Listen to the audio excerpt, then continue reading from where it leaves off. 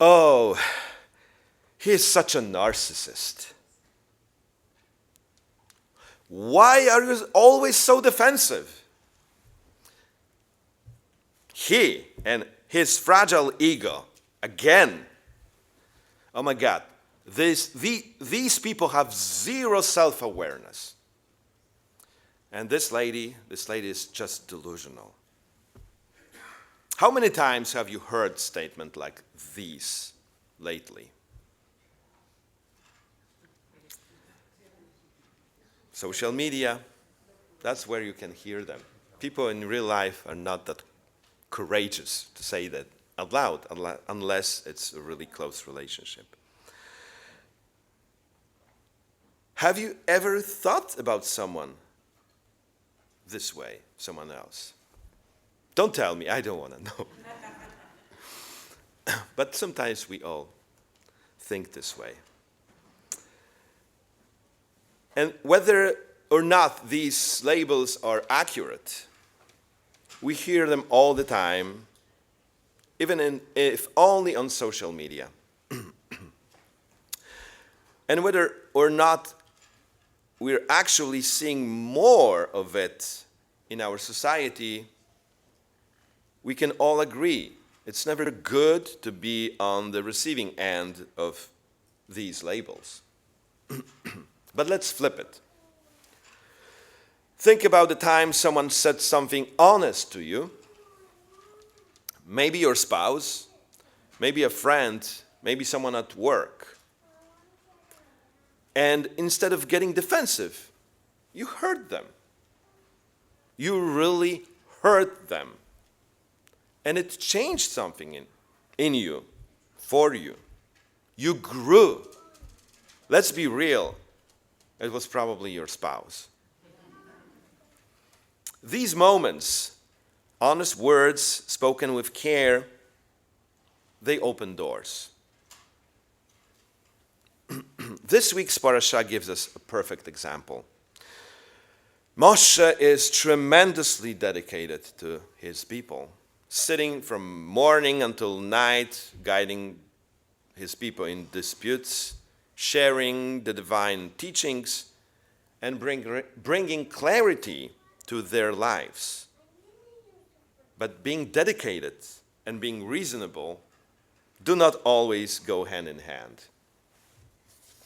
So suddenly, Yitro, his father-in-law, shows up and says something very important and very telling in very simple words.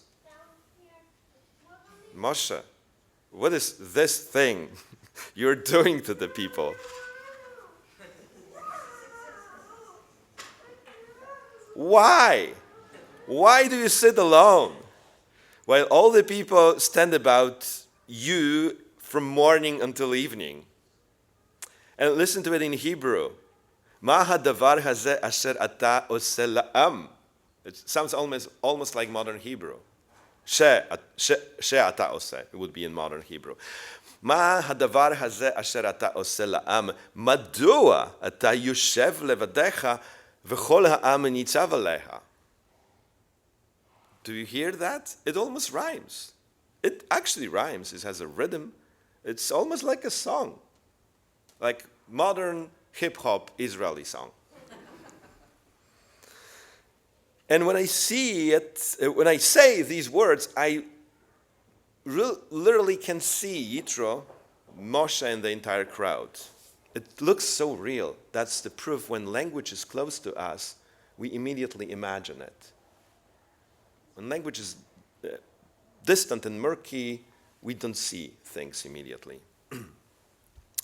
Moshe then calmly explains that the people just come seeking God's guidance through him.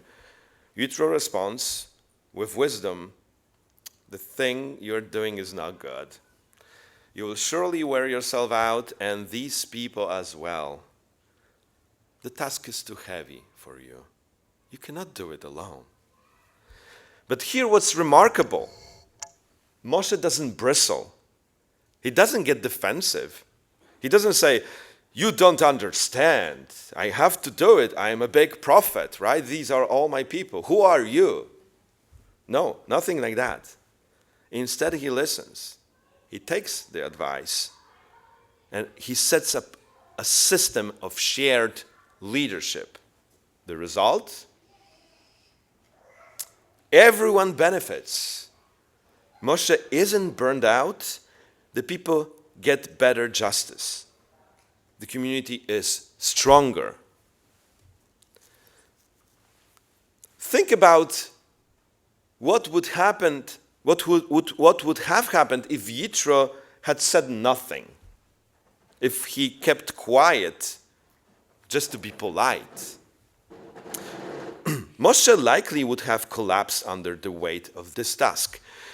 The people would have grown more and more frustrated, and it might have ended in a pretty dramatic way. We know that they were already not happy, and they were already complaining. We had such great food in Egypt. They would probably say, well, we had better judges in Egypt than here. More professional. What are we doing here, right? And at the end of the day, they might have given up and returned to Egypt, as they wanted many times. But Yitro's honesty, spoken with care, and from a place of love, and Moshe's ability to hear him became a turning point. And it happens right before Sinai. That's not a coincidence.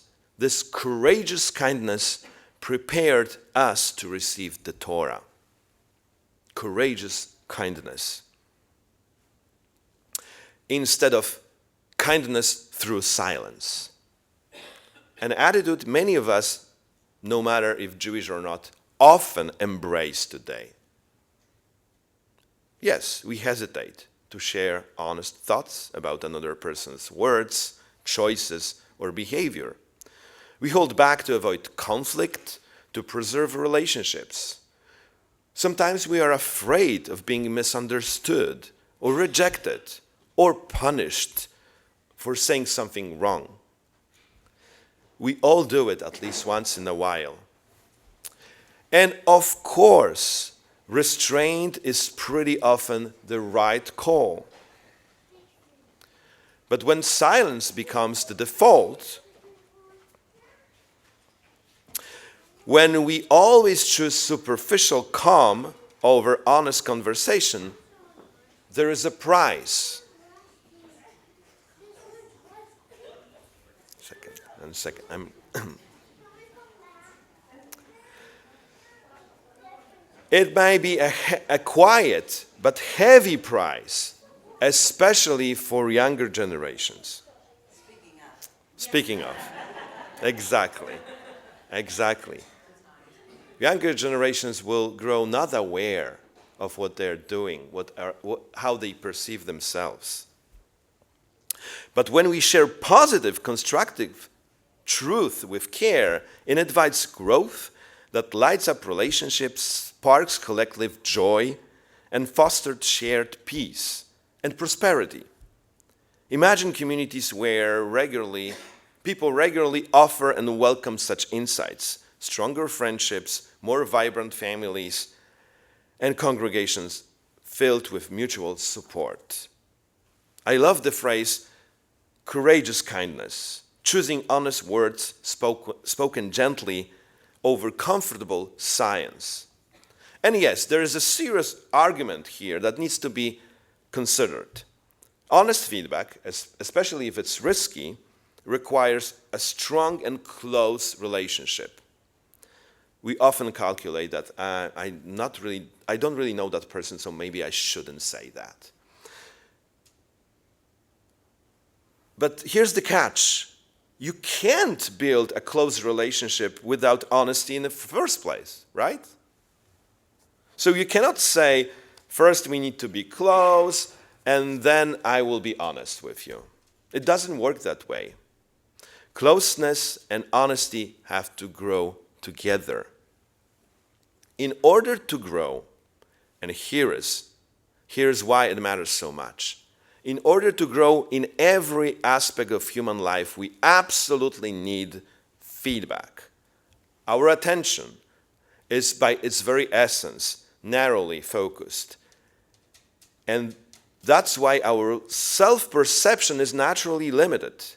We see ourselves only from the inside, and only honest feedback from others gives us that precious outside view we need to sharpen our awareness, self-awareness.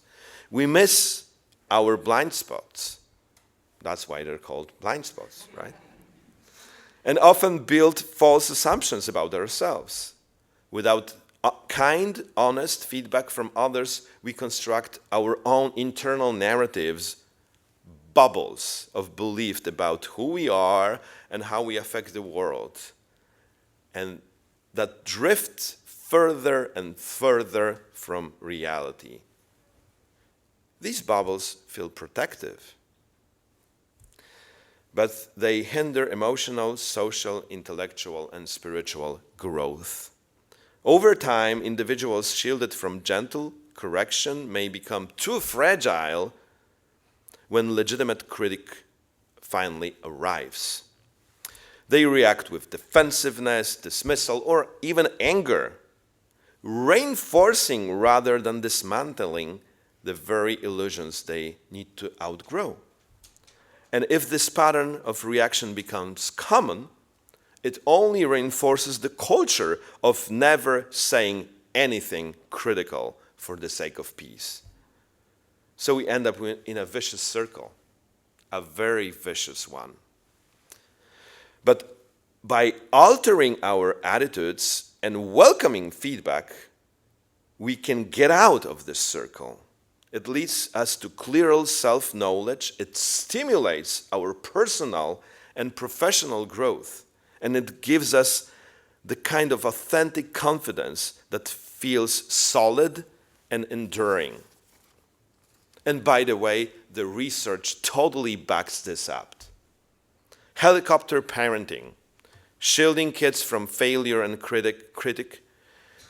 criticism cultivates fragile egos, defensiveness, and entitlement, depriving them of essential reality check. The same with uplifting truths. Studies also show that constructive feedback, when perceived as helpful, can act as a rewarding experience that boosts interest in improvement and sustains positive emotions. Receiving balanced, honest input helps to burst the balloon of inaccurate overconfidence into accurate self-understanding, enabling sharper predictions about our own actions and fostering real resilience. And that's what we regularly need to learn to be more resilient, especially in our times today. So when people receive honest feedback from someone who really cares, it doesn't just help, it actually feels good. It strengthens the relationship. So, what can we do about it? Do you think if I started walking around and telling you must give honest feedback to everyone you see from now on, would that work? No.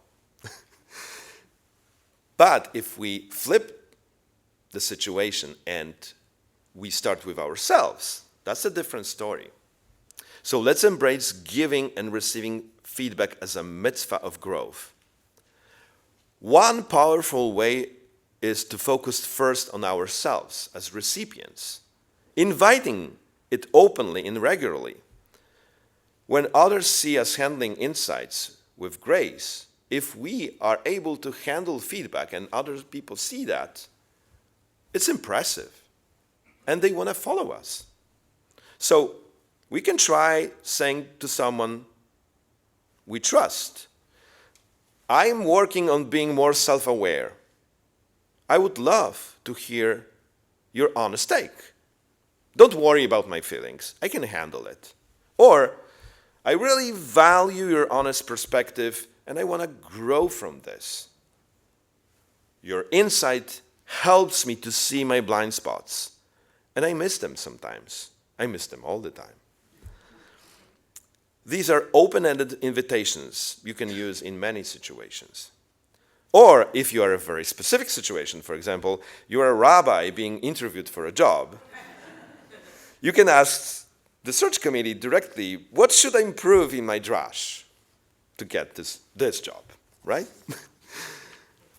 But to make it fun and positive, we can also try turning feedback into a game of growth. Ask loved ones or friends, what do you love about me? Or what do you actually like about me?